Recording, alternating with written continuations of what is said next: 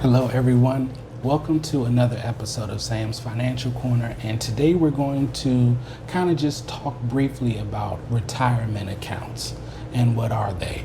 And depending on the industry that you're in, they'll be called different things. So for federal government workers, I think they call it a TSP. If you work in the corporate sector, 401k, nonprofits, 403b, and they're basically the same thing. They're just a retirement plan. And retirement plans, what they do is they can invest in stocks, they can invest in bonds, they can invest in other things, and they're just retirement accounts. They're like mutual funds. Just think of them as mutual funds that are designed to help you achieve your goals for retirement. So with the retirement account, you can take the withdrawals once you hit retirement age. You can borrow against these plans. I'll talk about those in a subsequent video because it's important to know all of those things. But right now I just want to kind of go over the plans and what they are. And then, just how to utilize them. Because honestly, in this day and age, we don't get pensions anymore. And so a pension, think about it as like a guaranteed annuity. So let's say, for example, I was working for XYZ Corporation and I would have been an employee for 35 years. And let's say I retire and 65, and let's say I live to be 100. I am guaranteed a specific amount of money up until my demise. That's it. We don't really have those. Some companies still do have those, but now we normally have retirement accounts, and those have a certain value based upon what we put in them and what the employer puts in. This is my advice to you. At the minimum you should do is to do whatever the employer matches. But my advice to you is to max out, to contribute the maximum amount, because you want to make sure that for retirement you have as much money saved away as you possibly can. Some people say, I can't do that right now. Okay, I'll give you that, that's fine. But you need to do more than just whatever they contribute. You want to make sure that you have the maximum amount. So what I want to do is, and I just basically stated what the TSP, 401k, 403b, and there's two types of retirement accounts, traditional and a Roth IRA. And those are retirement accounts as well. They can be stock portfolios, they can be mutual funds, they can be other things. What I want you to understand is that all have benefits and that they're very important. So with these accounts, let me go the difference between a Roth and a traditional. With a traditional IRA, an IRA stands for individual retirement account. These are accounts that you can hold and have outside of the retirement account with your employer. And everyone, in my opinion, should have one. I don't care if you're putting $25, $10, whatever you can. I don't care what you contribute, but you want to have extra dollars working for you for retirement. Because what we're seeing now is a lot of people who can't afford to retire and who are not exiting the workforce, who have to stay in it because they need money for food, they need money for prescriptions, or they just not at a place where, to be honest, they may have hit retirement age, but they can't afford to retire.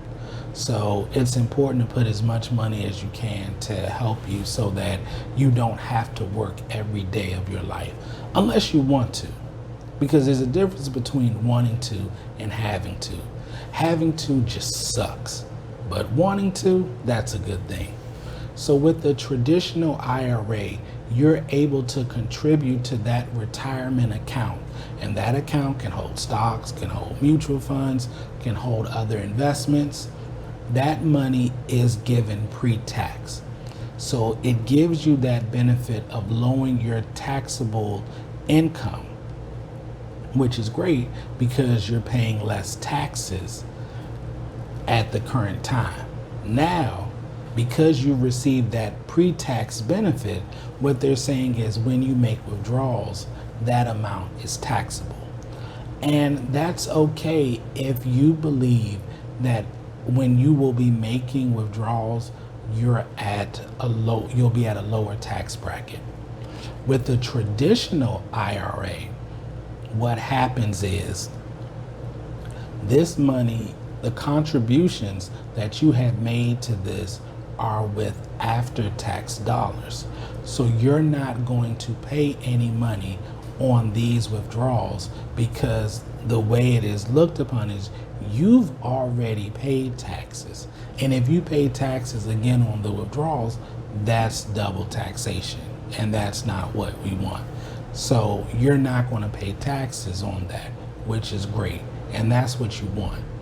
So I would say for the Roth IRA, if you believe that your tax bracket will be higher in retirement, because a lot of times, the reason I'm mentioning tax bracket is because when we look at our financial picture, most of us say, okay, our income will increase over time, our tax rate will be higher, and when we retire, it'll be lower. But for some people, sometimes it's the reverse. Sometimes over the course of your history, you may start a business, you may connect with other business owners, you may have other financial activities outside where actually your taxable income would be more in retirement.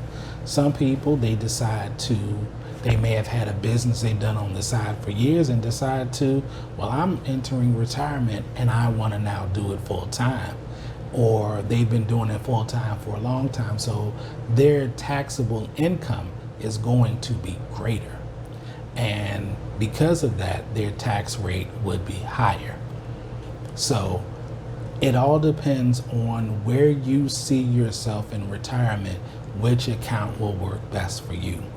If you see yourself, in my opinion, and it's just my opinion, if you see yourself as, when I hit retirement, I retire, what I have is what I have, then in my opinion, I would say that if you believe you're going to be at a lower tax bracket than I want to make sure I get this right, because I have to admit, I know the traditional and Roth, and I always always mix them up. So I'm trying to take my time and make sure I get it right.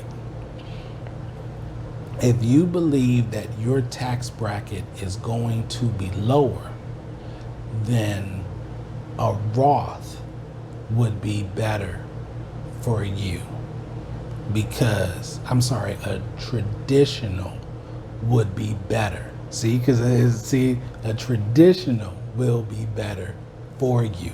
I'm gonna say it one more time, make sure I got it right. A traditional will be better for you because you're going to be paying taxes on that.